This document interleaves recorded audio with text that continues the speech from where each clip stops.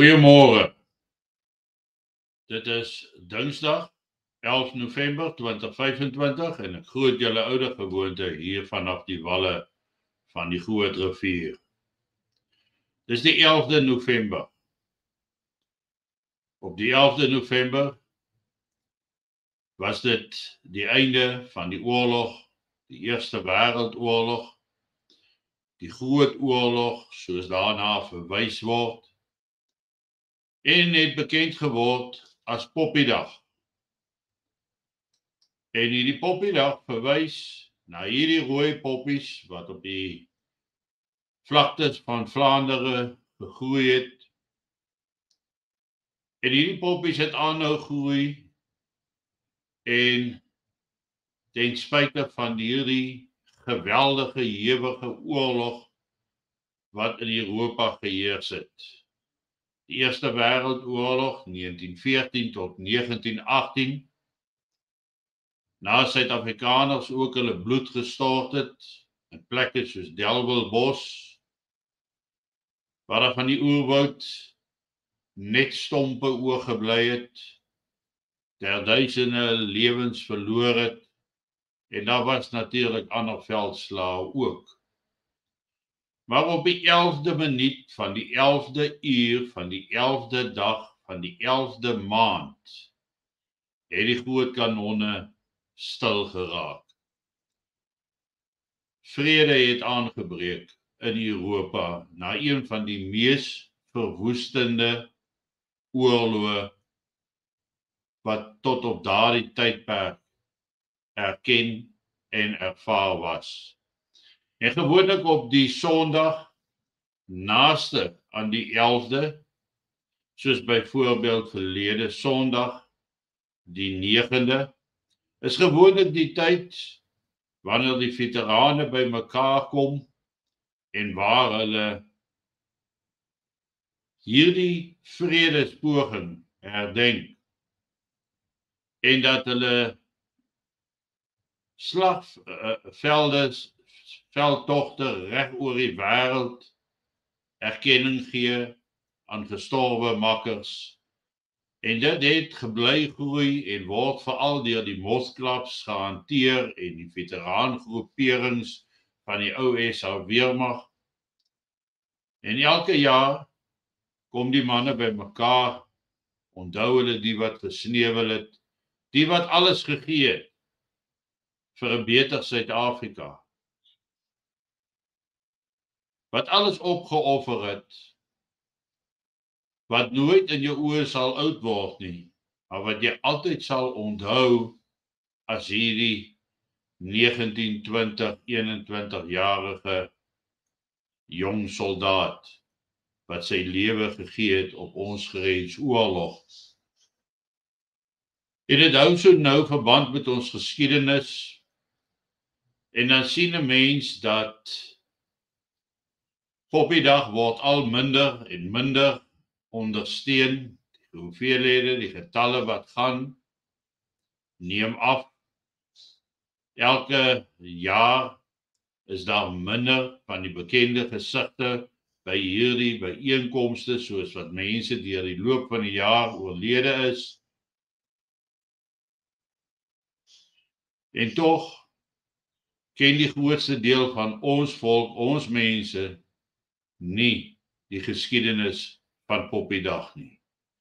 Want hulle ken nie die geskiedenis van Wêreldoorlog 1, Wêreldoorlog 2, Korea, die grensoorlog, die ander oorloë in Vietnam, Burma, noem dit maar op. En omdat ons nie ons geskiedenis ken vandag nie, kan ons nie werklik beplan vir die moeilike tye wat voorlê vir ons nie. Harde tye maak harde mense, maar goeie tye maak sagte mense.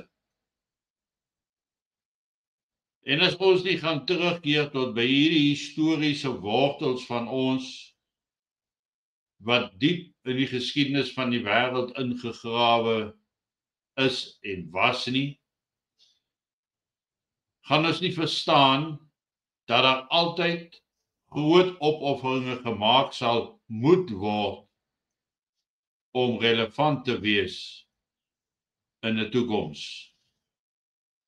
Ek praat spesifiek van relevantie in die toekoms, want dit gaan op die ou einde van die dag van ons, wat nog hier is op hierdie aarde, wat nie die hoogste tol in een of ander oorlog betaal het nie, dat ons moet besef dat hierdie tradisies ook oorgedra moet word, anders gaan dit ook uitsterf, met geen verwysing na die jeug, die jong mense, wat die toekoms van ons volk is nie, want hulle moet besef, dat daar lê groot opofferings voor. Net soos wat die soldate van ouds opgeoffer het, met hulle lewens betaal het, vir jare in krygsgevangene kampe gewees het, vermink teruggekeer het huis toe. Net so sal die jong mense moet besef dat indien ons as 'n groepering in Suid-Afrika wil oorlewe, ons moet bereid wees om opofferings te maak, want niks in die verlede het sonder opofferings gekom nie. Die opbou van 'n Suid-Afrika voor 1994 of tot 1994 was deur harde werk en opofferings. Dit was nie van self daar nie, dit is deur iemand geskep, deur ons generasies geskep, daar geplaas, om as die toekoms vir ons nageslag te dien. En ons weet, na 94 is diegene van ons wat die hoogste offers gebring het, gaandeweg vergeet, agterweer geraak, minder belangrik geraak, is diegene se nageslag wat opgeoffer het, diegene wat opgeoffer het se nageslag, nou vergete in die ekonomiese posisies van die land. En dit wat gebeur, hulle word weggehou van gelyke werksverskaffings, gelyke geleenthede. Hulle word weggehou van gelyke studiegeleenthede. En dit is waarvoor ons makkers, soldate, oupas, ouers gesneuwel het en bereid was om alles op die spel te plaas in die destydse oorlog aan die grens. En natuurlik dit wat ander oorloë waarby Suid-Afrika betrokke was. Dis ons wat daai opofferings gemaak het. Dis ons wat daardie prys betaal het. En enige iemand wat vandag gaan dink dat jy gaan met 'n liberale selfbeeld, met 'n liberale uitgangspunt, enige positiewe verandering in Suid-Afrika teweegbring, maak 'n hengse fout. Want dit gaan nie gebeur nie. Niks gaan gebeur sonder opoffering nie. Niks gaan gebeur sonder swaar kry nie. Niks gaan gebeur sonder alles ingee, sonder om te dink aan jou eie behoud. Maar jy sal dinge moet doen, omdat jy glo dat daar 'n toekoms vir ons nageslag moet wees. Dink daaroor en wees dankbaar. Wat het die ou mense wat nou vergete is, geïgnoreer het, wat het hulle gedoen om te sorg dat jy veilig kon wees in hierdie land? Totdat ons dit weggegee het, totdat ons nie meer punte tel nie, totdat ons weggewerk is, uitgewerk is, en alle opofferinge lyk asof dit verniet was. moet ek vandag sê, daai opofferinge het ons ouer garde gevorm na dit wat ons vandag is. En dit moet ons kan oordra. Want voordat ons jonge mense nie besef dat opoffering nodig is nie, sal daar nie 'n gesindheidsverandering wees of ervaar word nie.